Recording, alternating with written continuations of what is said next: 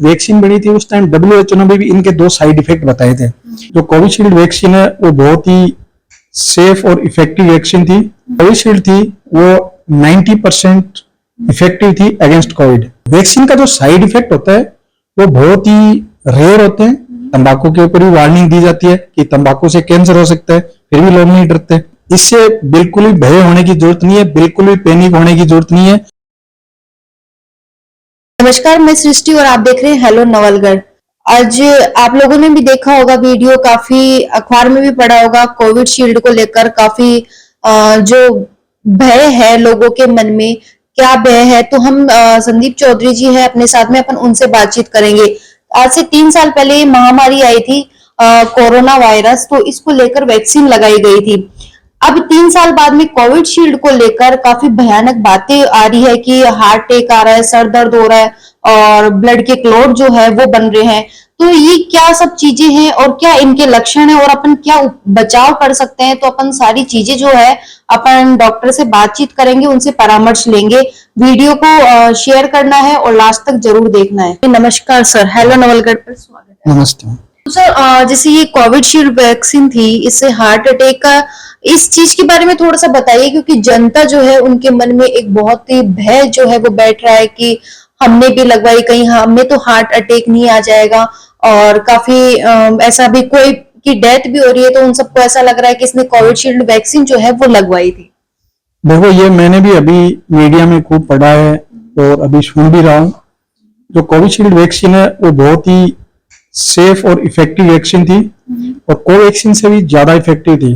Covaxin थी वो 70 to 8% effective थी अगेंस्ट कोविड, और जो कोविशील्ड थी वो 90% इफेक्टिव थी अगेंस्ट कोविड। कोई भी वैक्सीन होती है वो बहुत ही सेफ होती है मेडिसिन की तुलना में, और वैक्सीन होती है वो हमेशा कोई भी माइक्रोब्स या कोई जो वायरस होता है उसके जो डेड पार्ट या कोई प्रोटीन या जो कैप्सूल वगैरह होता है उससे वो बनाई जाती है। वो क्या होता है कि वीक फॉर्म में भी हो सकती है और इनएक्टिव फॉर्म में हो सकती है, डेड फॉर्म में भी हो सकती है। वो वायरस का जो पार्ट है वो अपनी बॉडी में दिया जाता है, इसलिए दिया जाता है ताकि अपनी बॉडी का जो इम्यून सिस्टम होता है वो ज्यादा एक्टिव हो जाए। फॉरेन कोई भी वायरस या कोई बैक्टीरिया जो अपनी बॉडी पे अटैक करता है उसको प्रोटेक्ट करने के लिए एंटीबॉडी बनती है और उसको डिस्ट्रॉय कर देती है अपनी बॉडी में जाने से। तो इसलिए वैक्सीन बनाई जाती है। तो वैक्सीन का जो साइड इफेक्ट होता है वो बहुत ही रेयर होते हैं और शॉर्ट टाइम के ड्यूरेशन के लिए होते हैं। जैसे ही कोई वैक्सीन अगर लगाते हैं तो वहां पे थोड़ा रैशेज भी हो सकता है, खुजली आ सकती है, स्वेलिंग हो सकती है और वहां पे रेडनेस भी हो सकती है। इसका जो साइड इफेक्ट होता है वो शॉर्ट ड्यूरेशन के लिए होता है, 1-2 दिन में ठीक हो जाता है। अगर ठीक नहीं होता अपन कोल्ड स्पंज वगैरह करके, बर्फ वगैरह लगा कर उसको ठीक कर सकते हैं। जो अभी जो इन वैक्सीन का जो साइड इफेक्ट की जो आ रही है कि TTS, thrombosis with thrombocytopenia syndrome जो आ रहा है, जो मीडिया में भी हमने खूब पढ़ा है, तो ये क्या है कि ये जब वैक्सीन बनी थी उस टाइम WHO ने भी इनके दो साइड इफेक्ट बताए थे।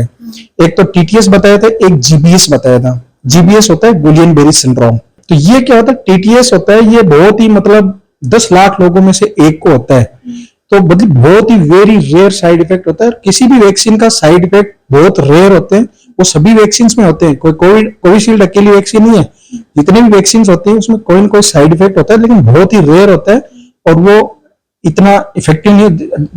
जैसे इसका GBS है, GBS भी इस कोविशील्ड का एक साइड इफेक्ट है। ये मिलियन लोगों में से सिर्फ 10 या 18 लोगों के अंदर मिलता है, तो GBS भी एक इसका साइड इफेक्ट है। TTS के अलावा GBS भी इसका एक साइड इफेक्ट है, तो इससे अपना घबराने की जरूरत नहीं होती है। ये क्या बहुत रेयर साइड इफेक्ट होते हैं और 10 लाख लोगों में से एक में TTS मिलता है, 1 मिलियन में से कोई 10 से 18 लोगों में GBS मिलता है। तो इसमें ज्यादा पैनिक होने की जरूरत नहीं होती है, क्योंकि जितने भी वैक्सीन और भी वैक्सीन होते हैं उससे भी साइड इफेक्ट होते हैं। साइड इफेक्ट हर चीज के होते हैं।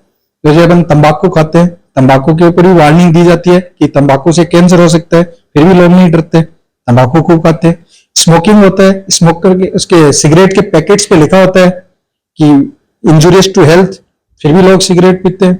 एल्कोहल होता है, एल्कोहल के ऊपर भी लिखा होता है कि ये स्वास्थ्य के लिए हानिकारक होते हैं, फिर भी लोग पीते हैं। तो हर चीज के साइड इफेक्ट होते हैं, तो अपन को उससे ज्यादा पैनिक होने की जरूरत है वैक्सीन की बजाय, कि वो ज्यादा डेंजरस है बॉडी के लिए। और इसके जो अभी बता रहे हैं कि साहब ज्यादा में हार्ट अटैक आ रहा है, वो आ रहा है, वो इसके क्या होता है, बहुत ही रेयर इफेक्ट है। इसकी बजाय तो जो अपनी अभी जो लाइफ स्टाइल चेंज हो रही है ना, उसकी वजह से ज्यादा दिक्कत आ रही है। जैसे मोबाइल का ज्यादा यूज करना, सिडेंट्री हैबिट होना, स्मोकिंग करना, एल्कोहल, हाइपरटेंशन, डायबिटीज, स्मोकिंग, ये चीजें बहुत ही ज्यादा हार्ट अटैक आने के लिए ज्यादा चांस होते हैं वैक्सीन की तुलना में। तो सर इसमें ये भी देखा हमने सुना भी कि ब्लड की क्लॉट बन रहे हैं और सीने में दर्द होना, ये सब वो जो वैक्सीन थी उसके कारण हो रहा है। तो इस चीज के बारे में भी थोड़ा सा बताइए। सीने में दर्द होना, क्लॉट, देखो क्लॉट के अभी तक अपने यहाँ पे कोई भी केस ऐसा आया नहीं है कि वैक्सीन की वजह से कोई क्लॉट बना हो। जैसे मैं बताऊं कि साहब जैसे जीबीएस है, जीबीएस फर्स्ट डोज के 21 दिन के अंदर ही जीबीएस होता है, उसके बाद में जीबीएस नहीं बनता है। ऐसे टीटीएस होता है, ये टीटीएस भी बहुत वेरी रेयर साइड इफेक्ट है, और ये होगा तब होगा जब उसमें क्लॉट बनेंगे, फिर उस पर रिसर्च होगी। जब क्लॉट बनेगा तो अपनी इन्वेस्टिगेशन करेंगे, तो अपने पता चलेगा ना। अपन सीधा वैक्सीन को ही दोषी ठहरा देंगे, भाई इस वैक्सीन की वजह से बना, क्योंकि ये क्लॉट तो पहले भी बनते थे, कोई अभी नए तो बने नहीं है। तो क्लॉट बनना कोई वैक्सीन की वजह से नहीं होता, दूसरे अदर कोजेज भी हो सकते हैं कि वैक्सीन की वजह से क्लॉट बनना है। दूसरे कोज भी, क्लॉटिंग के दूसरे अदर कोज भी होते हैं, वो भी अपने को ध्यान रखनी चाहिए। ये भी है सर कि जैसे वैक्सीन आज से 2 साल पहले ये वायरस आया था, इतनी महामारी आई थी, तब ये लगा था। आज ये एकदम से ये चीजें उठना और लोगों के मन में भय जो है वो पैदा कर रही है। तो आप लास्ट में जो जनता देख रही है जिनके मन में ये भय है, तो आप उनको क्या कहना चाहेंगे? हम तो यही करना चाहेंगे कि इससे बिल्कुल भी भय होने की जरूरत नहीं है, बिल्कुल भी पैनिक होने की जरूरत नहीं है। वैक्सीन का अभी कोई केस ऐसा डिटेक्ट भी नहीं हुआ है जिसके अंदर ये दोनों ही टीटीएस और जीबीएस दोनों सिंड्रोम यहाँ पे मिले हों, और अभी इनके बहुत ही रेयर केसेस होते हैं जो मिलियनों में मिले हैं। ज्यादा पैनिक होने की जरूरत नहीं है।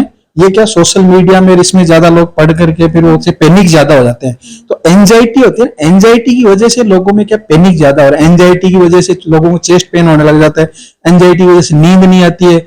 अब नींद नहीं आना, घबराहट होना, चिड़चिड़ापन होना, ये मोबाइल की वजह से भी हो सकता है, कोई जरूरी है वैक्सीन की वजह से ही हो।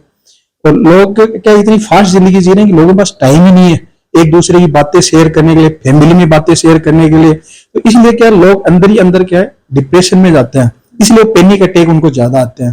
पहले क्या फैमिली बड़ी होती थी, अपनी बातें शेयर कर लेते, अब फैमिली इतनी स्मॉल होगी, शेयर भी किसी करे, शेयर करे तो टाइम नहीं लोगों के पास में। तो इसलिए क्या अंदर ही अंदर पैनिक अटैक ज्यादा आ रहे हैं, इसलिए वो चेस्ट पेन के करके ज्यादा आ रहे हैं। बाकी कोई हमने तो कोई ऐसा देखा नहीं कि चेस्ट पेन को आया वो सारे हार्ट अटैक आ रहे हो, ऐसा कोई इतने कुछ नहीं आया।